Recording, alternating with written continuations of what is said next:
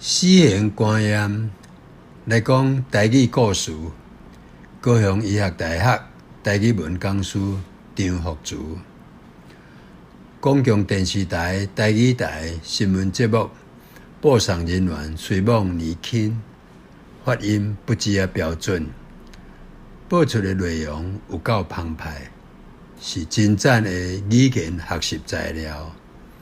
最近新闻有讲到死刑观念，有必要来开课。虽然台语大部分会当用汉字表示，毋过语法却有无同的所在。有寡语类甲华语相像，譬如大人、热天、冷水等，是传统的形容词加名词结构。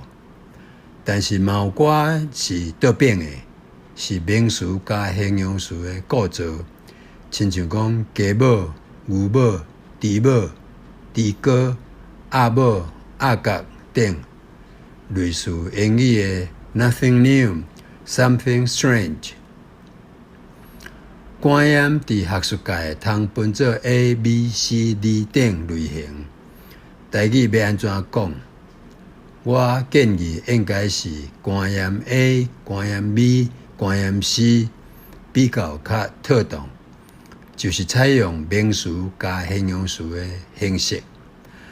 若是要像华语讲做 A 型观念，当然嘛会使得，但是会出现 C 型观念等于 C 型观念的问题，大的误导。因为观念 C 会当治疗，毋是判死刑。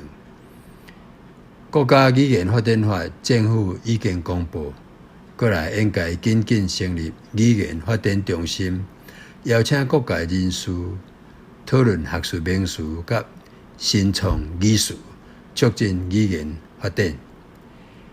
治疗就是完全治疗好势。